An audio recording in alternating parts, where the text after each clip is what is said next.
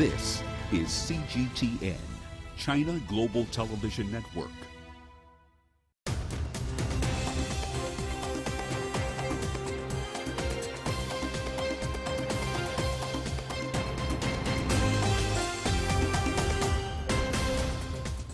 Hello and welcome to China Global Television Network. This is The World Today. I'm Hannah Viviers in Nairobi. Your top stories. Record surge in coronavirus cases in the U.S. and Europe as curbs hit travel and New Year plans. China calls for order in space after a close encounter between satellites. And death toll in Sudan's mine collapse now at 38. Well, the spread of the Omicron variant is reported to be driving daily cases to a record high in the U.S., with over 510,000 new infections reported on Monday. Over 1.6 million new cases had been registered in total over the past week. William Denslow has more from New York.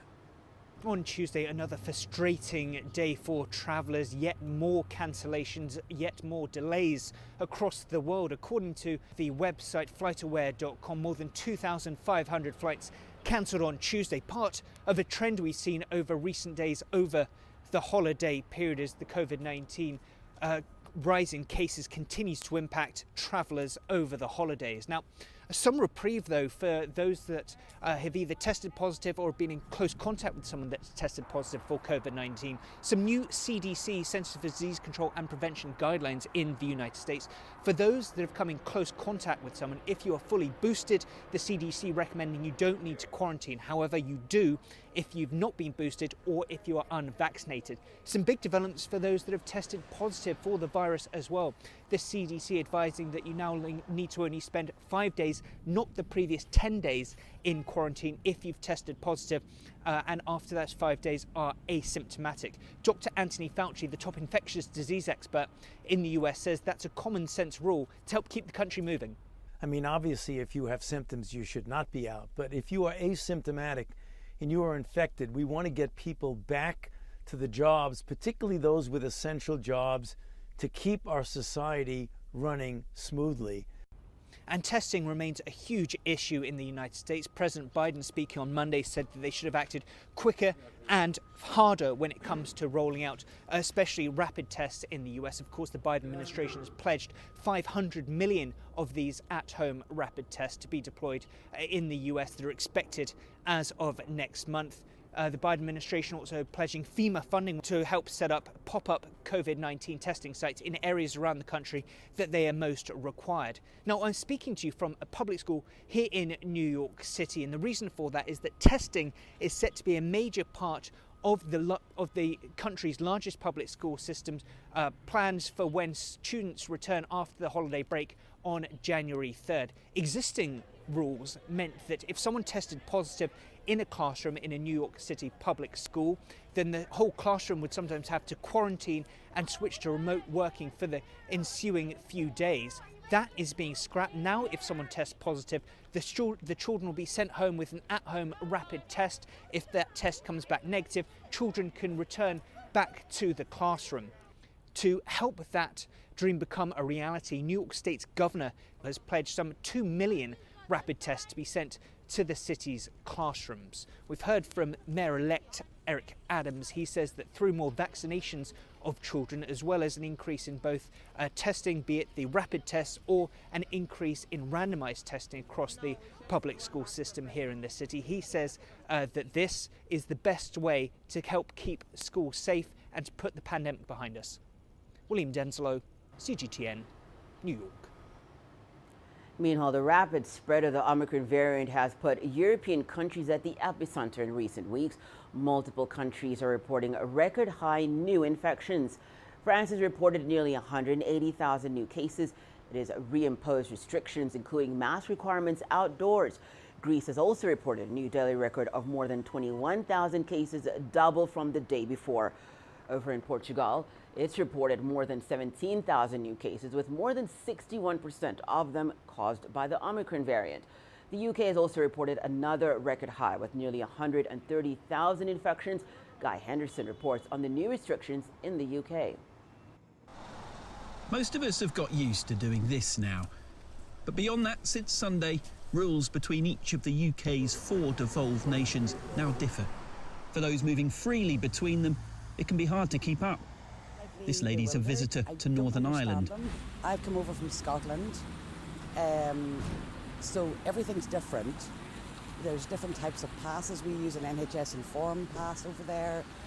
Over here, you have to show something when you walk in. Over there, you don't. I have no idea. I am totally lost. For locals in each region, it is perhaps clearer. I have a fairly good grasp, and I think that by and large, it's all pretty straightforward and sensible.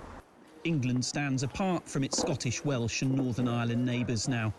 The only part of the UK not to tighten the rules, instead opting to rely on its rapid booster rollout. Despite record case numbers, hospitalisations remain way below last winter's peak. A disproportionate number of those admitted are unvaccinated. Still, up to 1 in 10 Londoners, for example, currently have COVID-19. So the public have been voluntarily cautious in recent weeks. For New Year, ministers are advising them to keep that up. Take a lateral flow test if that makes sense, celebrate outside if you can, have some ventilation indoors if you can. Please remain cautious, and when we get into the new year, of course we will see then whether we do need to take any further measures, but nothing more until then at least. Staying open also brings disruption though.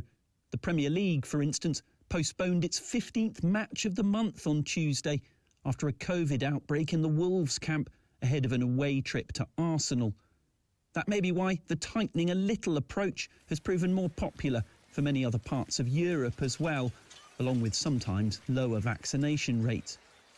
Germany brought back limits on social gatherings from Tuesday and will play its football without spectators. Italy has already banned gatherings over the festive period and now says it'll shorten the gap between second and third doses too. Finding the best way to stay open is a constant balancing act. For the majority, a little now could save more hassle later. England remains somewhat of an outlier.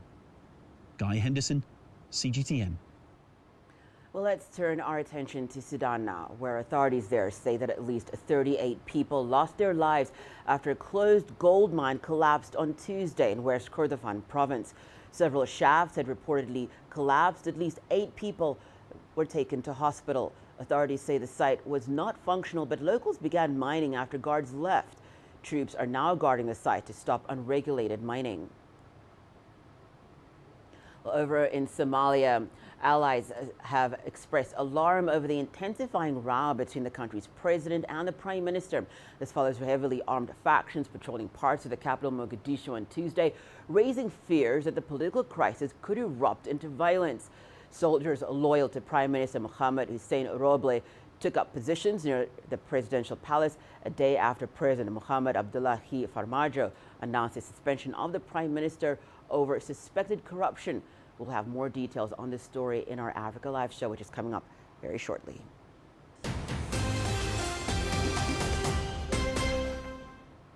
Well, the father of a teenager who was accidentally shot dead by U.S. police is demanding jail time for the officers involved.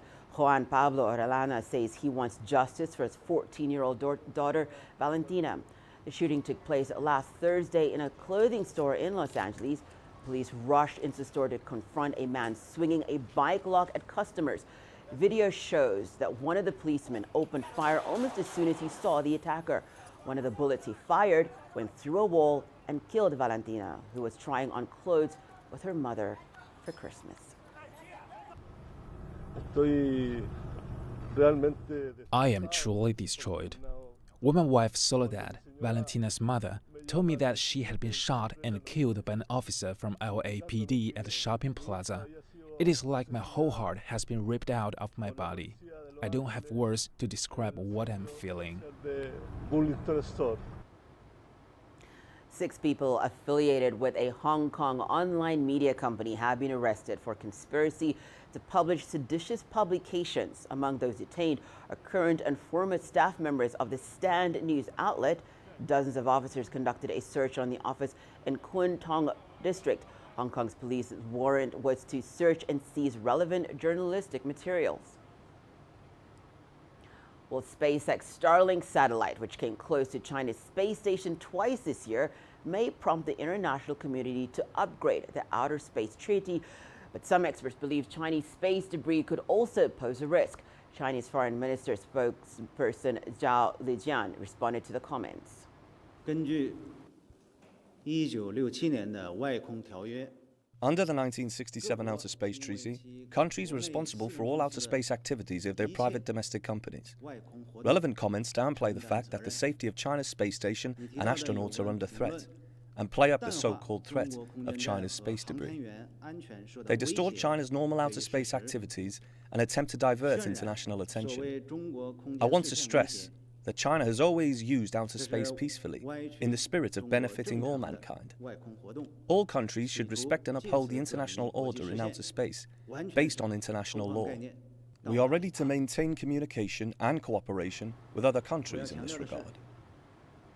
Well, that's it for this edition of The World Today. I'll be back shortly with more news from the continent in Africa Live. Thank you so much for watching. We'll see you in a bit.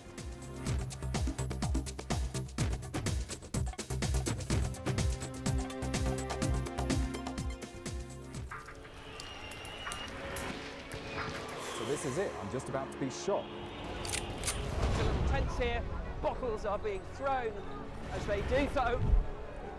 There are about 3 critical bridges here in Malawi. That's one of them. We're going to cross that bridge. As you can see behind me, police forces who are replying with gas. Gas just came in. Tear gas, so it's all begun now. Divisions leading the charge into West Mosul have brought us here. Just got to be careful here with some gunshots. This is where most of the fighting has been concentrated. This is the front line now after 9 days of fighting. We're about 2 to 3 kilometers from within the front clear line. view of this front line position.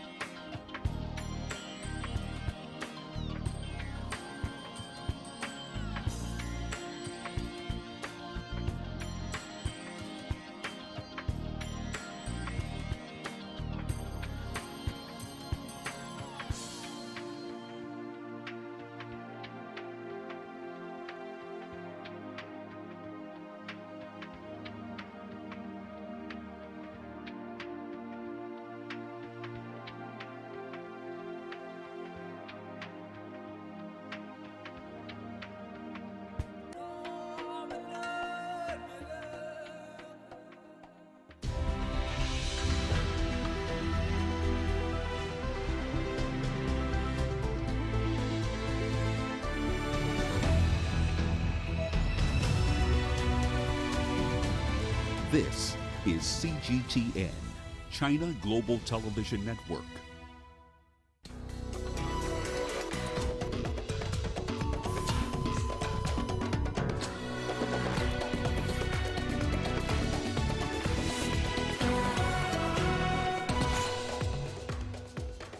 Troops gather in parts of Somalia's capital as tensions rise after President suspended Prime Minister.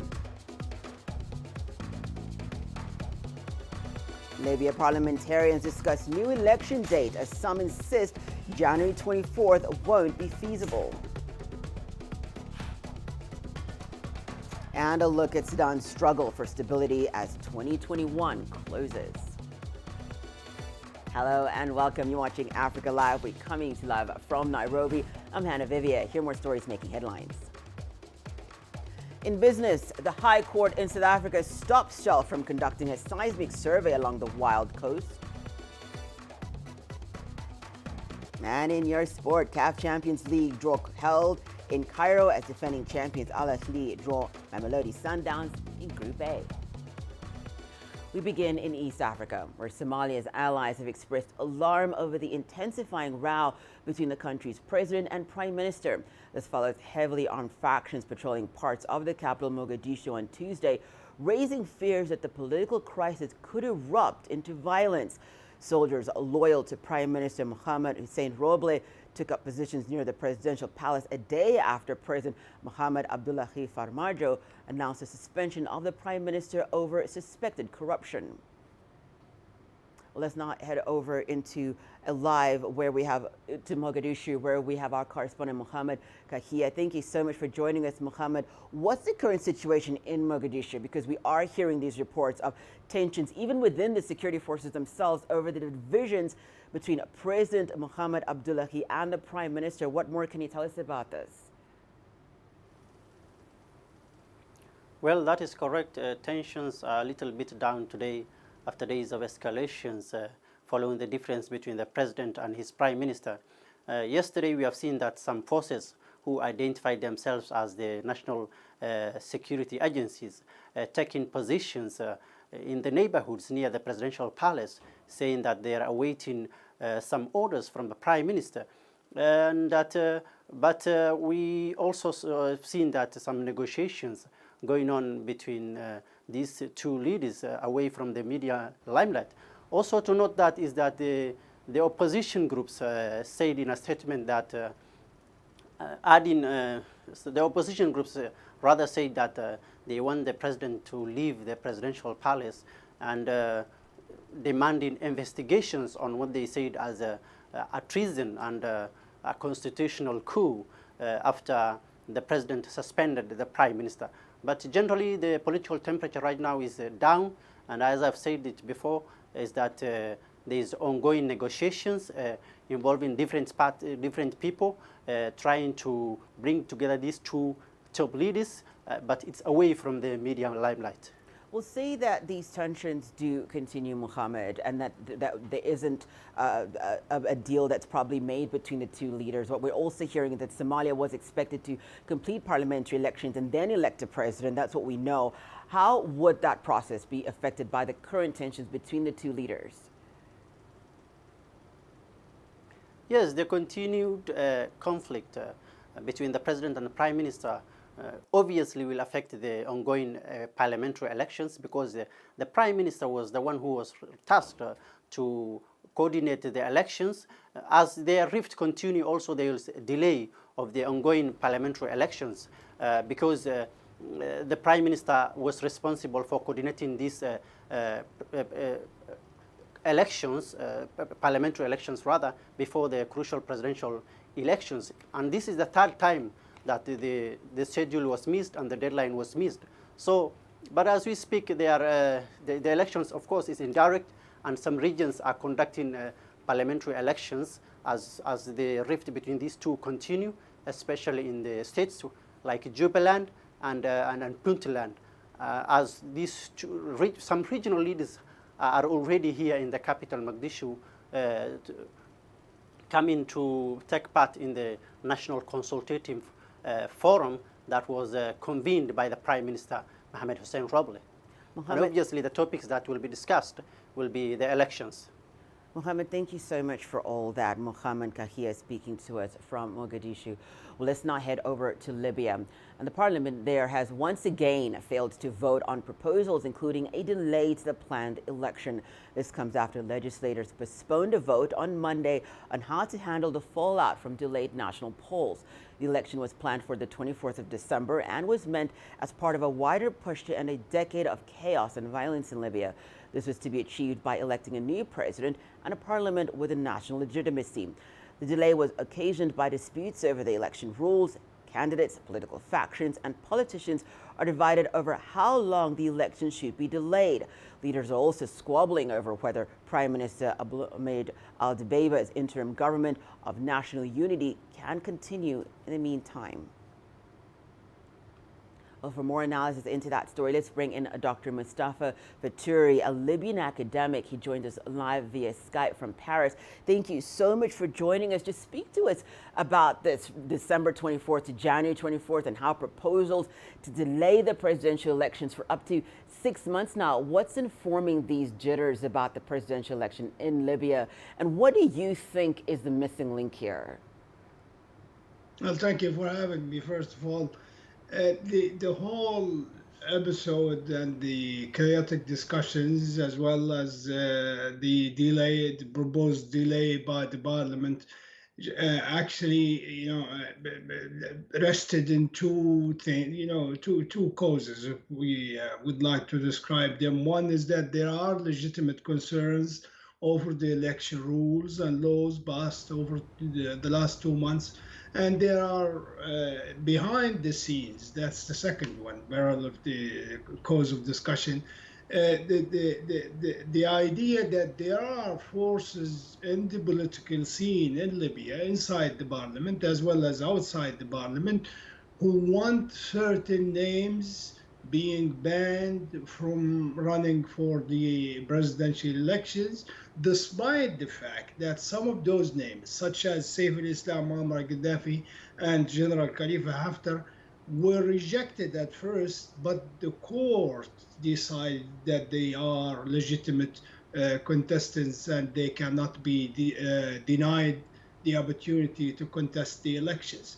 What the parliament has been postponing the debate now until next week, and even the idea of proposing a new date. I mean, the Libyan people are not happy even about January, next year. They will be even more angry if the parliament goes ahead and decides to delay the elections until 6 months later or something. Yes. What do you see as the absolute minimum that must be in place for the presidential election to be held successfully in Libya? Well, first thing is security. We haven't been having a great deal of security, even in the capital itself. We have seen some, mobilization of armed militias inside the capital over the last 2 weeks, as well as a month ago, and when they attacked the residence of the Presidential Council Chairman, Mr. Mnifi, and that's one thing. The second thing, there have to be some kind of agreement, among the different political actors, domestic as well as international, that the elections must take place and the laws are accepted that govern those elections are accepted by everybody, and then a government that's capable and clean enough from corruption to run such elections. And we have seen over the last few days the parliament actually demanding that the UK ambassador be expelled from Libya,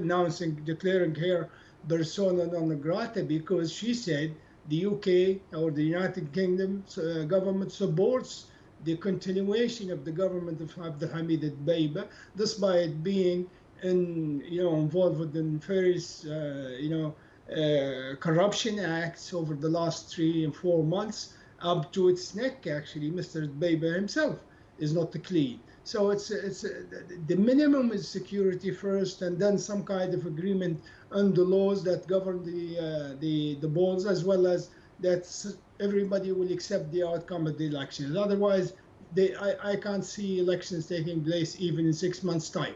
Mustafa, there's so much at play here, but it's also just like you said, it sounds very much like generally the Libyan people want this to be resolved and they want this to come to an end. But also what we know is that the interim government of Prime Minister Abdulhamid Dbeibe's mandate was to end when the elections happened.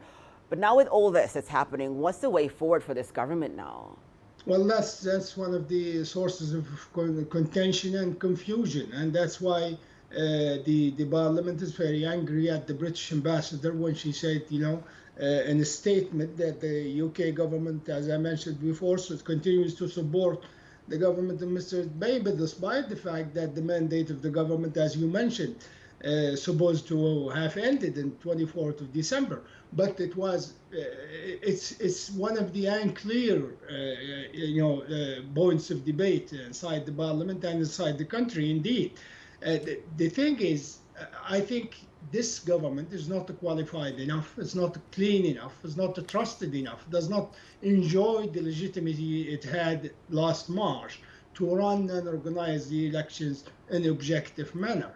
Can the parliament actually solve this problem and have a new government in a few days' time and organize elections as soon as possible? I really doubt that. So the only option is probably to have the parliamentarian oversight committee to continue its work and include oversighting the election itself away from the government. That's the only way out of this mess. Mustafa, thank you so much for your analysis and insights there. Dr. Mustafa Faturi, a Libyan academic, and he was joining us live via Skype from Paris. Well, even though Libya failed to hold its scheduled presidential election in December, the year 2021 has largely been a great one for the North African nation. It saw Libya's longest ceasefire since 2014 remain in place. The year also witnessed connectivity between the eastern and western regions reopened, allowing citizens to freely travel across the country, something they had not done for many years. CGTN's Adel Marouchi revisits how Libya fared in the year 2021. After Libya's military foes signed a ceasefire agreement in October 2020, 2021 began with military calm that lasted for the entire year. Rival Libyan sides agreed to resume domestic flights and reopen the coastal road, giving citizens the freedom to travel between eastern and western cities. Years of institutional divisions ended after the UN-sponsored Libyan Political Dialogue Forum elected an executive authority that reunited government bodies. 2021 is one of the best years for Libya since the 17th of February revolution. We've been through relative calm. The country has become more stable to citizens because there were no more wars. Although it is not performing as aspired, the government of national unity is the biggest achievement this year. Compared to previous governments and the existing division, this government can operate freely in most Libyan territories. Uniting the central bank and the Ministry of Interior are great steps, but Libya still needs to work on uniting the military. Military institutions remain divided between the eastern-based Libyan National Army and the western-based government military forces and militias. World powers and international organizations gathered to support Libya in the Berlin II conference in June, at Algeria's Libya Neighbors meeting in September and the Paris conference in November. They called for the withdrawal of all foreign fighters in Libya, but very limited progress was made. Today, foes sit together on the negotiating table.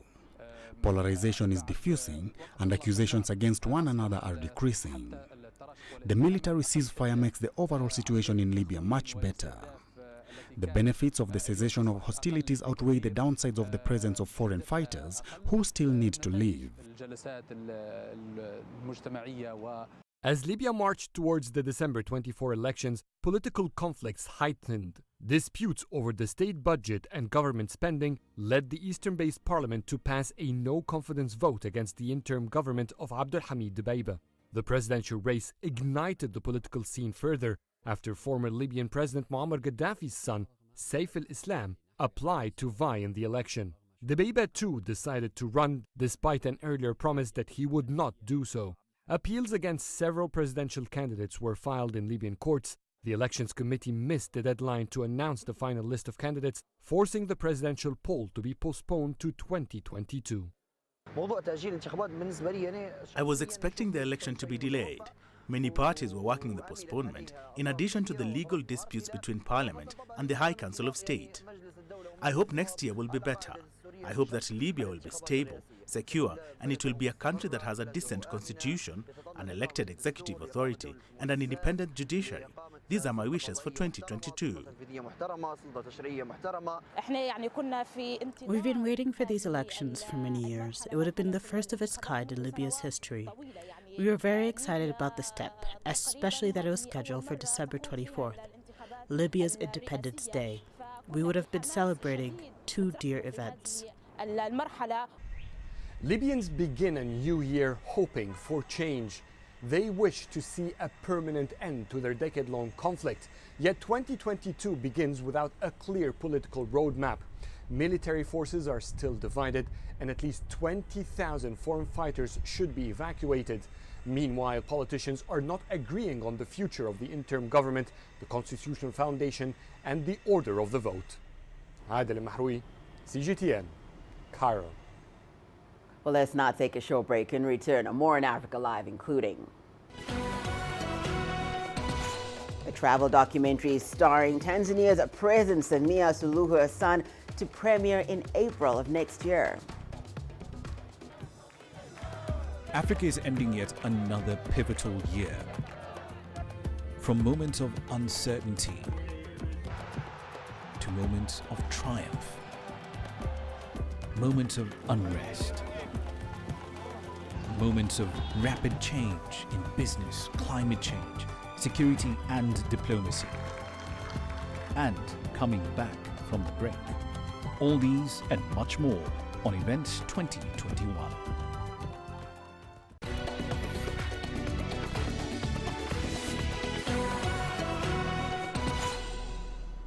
Welcome back. You're watching Africa Live. We go to Uganda now, where police there are holding close to 30 people in connection with a new rebel group operating in 2 districts in the central part of the country. The police say the group, known as the Uganda Coalition Forces of Change, is responsible for the recent killings of 7 police officers over the last 4 months. CGTN's Michael Baleka reports. Police say the Uganda Coalition Forces of Change has been targeting remote police stations to kill officers and rob their guns. The investigation suggests the armed rebel group is operating and has training camps in the central districts of Mityana and Chiboga. Joint security teams composed of the police and the military raided one of the group's hideouts, and some stolen guns and ammunition have been recovered. Police say some of the suspects, upon interrogation, revealed their intention to overthrow the government. About 30 people have so far been arrested, and investigations are underway to pursue, arrest, and recover missing weapons. 8 suspects have been arraigned in court and charged with terrorism and possession of illegal and dangerous weapons. But police say more crimes like murder and aggravated robbery will be added to the charge sheet. The attacks on police stations this month come weeks after Uganda suffered 4 suicide bomb attacks, which killed 6 people. The attacks were blamed on the ADF rebel group, which operates in the eastern DR Congo. And a military operation by the Uganda and DR Congo forces is underway to flush out the ADF rebels from the jungles of the eastern DRC. Michael Baleka, CGTN, Kampala, Uganda. The military takeover in Sudan has been met with mass demonstrations amid a groundswell of support for a civilian-led government. On November the 21st, the country's deposed Prime Minister Abdallah Hamdok signed a deal to rejoin the government after weeks under house arrest. He says his mission is to prevent the country from further bloodshed. However, calls for a purely civilian-led government persist. Our correspondent Naba Mahedin reports from Khartoum. Been a rocky and violent few months for Sudan, as the country grapples with uncertain leadership. A military coup in October was met with widespread protests, calling for a return to civilian rule. Scores of people have been killed in clashes in the last 2 months alone, but the reinstatement of the country's civilian Prime Minister Abdallah Hamdok has brought fresh hopes of reform. But the deal he struck with leaders of the military coup has been met with resistance. We've experienced this partnership before. We were betrayed, and there's no assurances that prevent us from another betrayal. Unless we've got eyes inside the cabinet's closed doors, we'll keep protesting. Leader of the military coup, General Abdel Fattah al-Burhan, insists he is committed to the new government partnership. The deal signed with the Prime Minister last November is the only safe exit and the only roadmap to complete the transition. There is no way to go back from what has been done. The new year should see preparations for fresh elections in 2023. Some analysts believe the reality of the situation in Sudan means elections may not happen. We may see signs of elections, and the constitution will rule the transitional period, but holding elections needs big preparations that won't be achieved in 1 year. The situation is volatile in Sudan's capital. Government structures still need to be formed, including Legislative Council and Elections Commission. Observers say the beginning of the new year will determine the future of this new partnership and the transition. Naba Muhiddin, CGTN, Khartoum, Sudan. A widely anticipated travel documentary starring Tanzania's President Samia Suluhu Hassan is set to premiere in April of 2022. The documentary will show the head of state taking the audience on an adventure across some of Tanzania's most iconic landscapes. CGTN's Isaac Lucando has the details. It's not often that politicians get to star in films. This coming April, President Samia Suluhu Hassan will come to screens around the world in a travel documentary dubbed The Royal Tour. She is using her time in the spotlight to showcase Tanzania's various tourism, investment, arts and cultural attractions. The goal is to show the world that Tanzanite gemstones come from Tanzania. We are showing them evidence of where the mines are, the way they are mined, and how we add value until it reaches the end user. The documentary is part of a series produced by Emmy Award-winning American journalist Peter Greenberg. While the major focus of the series is on tourism, President Hassan is also using the platform to boost foreign investments. We want to showcase our good governance and our stable political climate in order for investors to come and invest so that we win and they win. Tanzania is not the only country to get featured in the series. In the past, the show has featured a number of world leaders and their countries, including Rwanda's President Paul Kagame. Before the COVID-19 pandemic, Tanzania would receive some 1.5 million tourists from around the world every year, earning the country around $2.5 billion. President Hassan is hoping that some screen time will help boost these numbers. Most members of the public are particularly excited about the documentary's potential impact on the country's tourism. As a nation, we are getting a tool to transmit to the world what makes us a nation, and to also transmit to a large extent what treasures we hold as a country. Because when they come, they visit different hotels, they buy different things from different vendors. So it's a positive, it will bring positive impact in our development. So it's a good thing. Critics argue that the documentary alone may not be enough to change the fortunes of the country. However, President Hassan remains optimistic that her time in the spotlight will ultimately benefit ordinary Tanzanians. Isaac Lucando, CGTN, Dar es Salaam. Above the reach of magnificent beasts.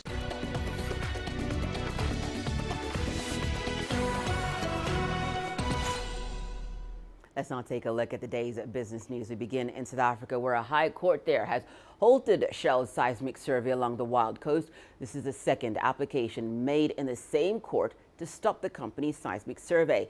This comes after a court dismissed the application by activists to stop the survey on the basis that irreparable harm to marine species had not been proved.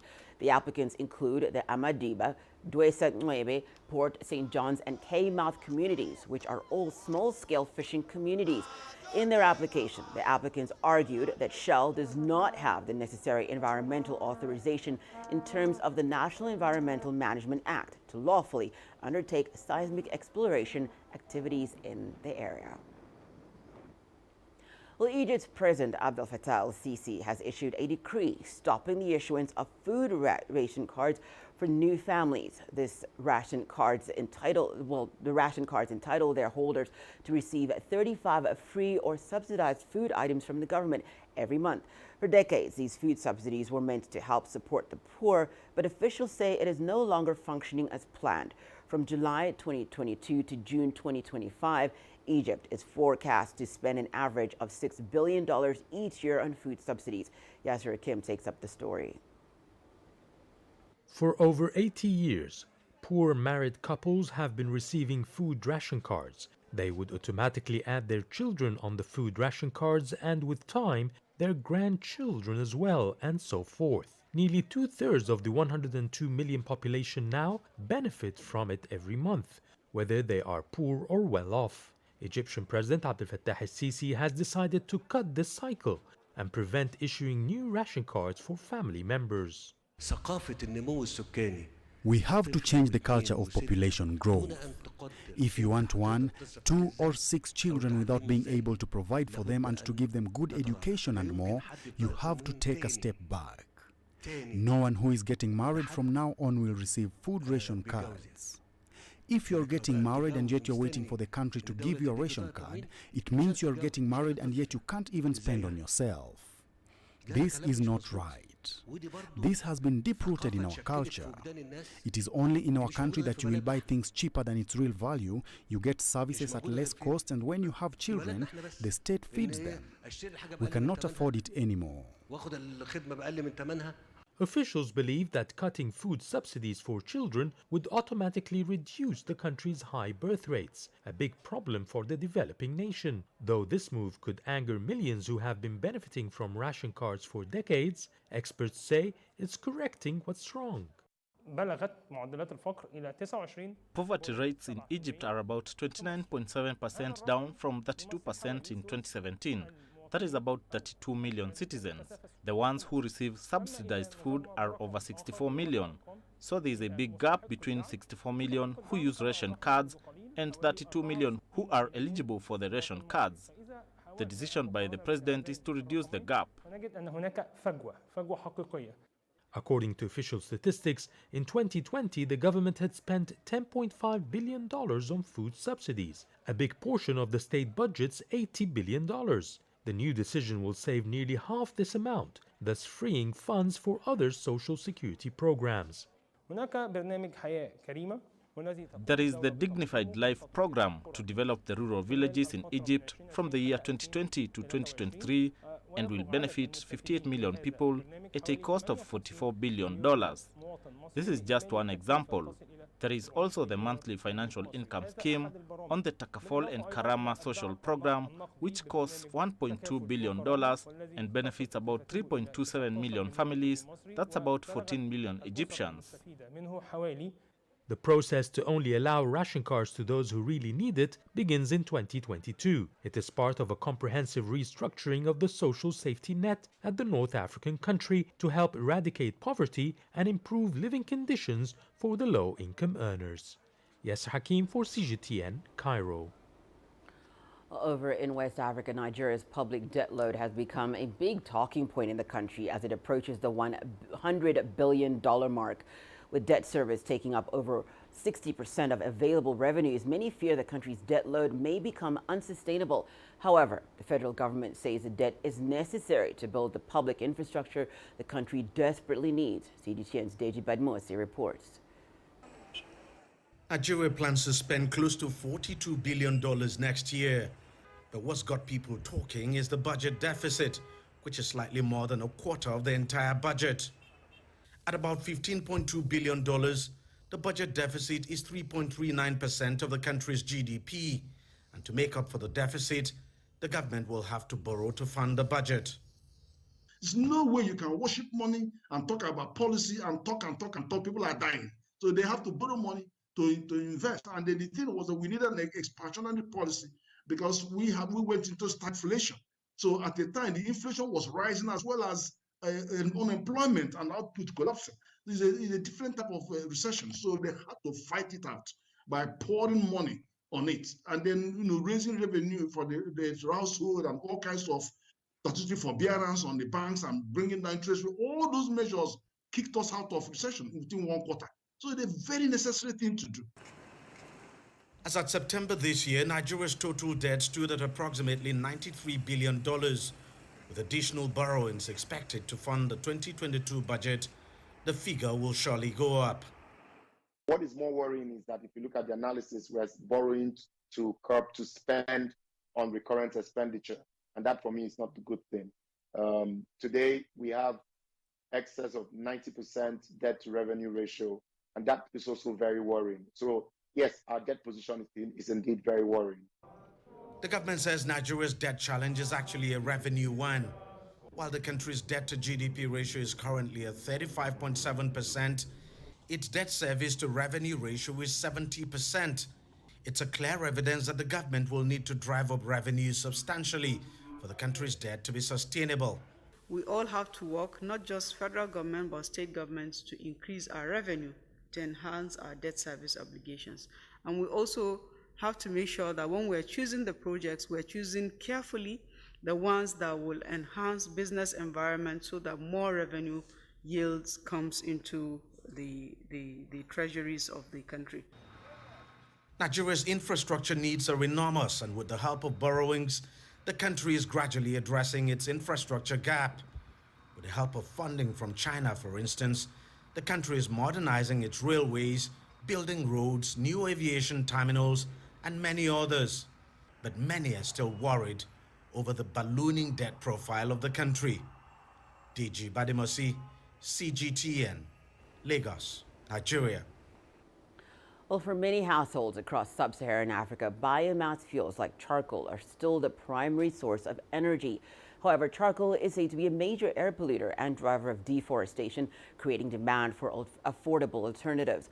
One such firm, M-Gas, focuses on the low-income market for low-emission cooking fuels. It deploys gas tanks with smart valves that allow customers to pay for LPG in small increments. When dusk blankets Nairobi and most of rural Kenya, many dinners simmer over charcoal fires. Charcoal is a major polluter and driver of deforestation, but M-Gas may have a solution. Customers say the gas is cleaner, cheaper, and more convenient than traditional fuels like wood or kerosene. I feel M-Gas serves me better as there is no smoke. Cooks my tea faster than when I used to cook using the stove and kerosene. It would take a really long time. Now, I only pay whatever amount that is available to me for the gas.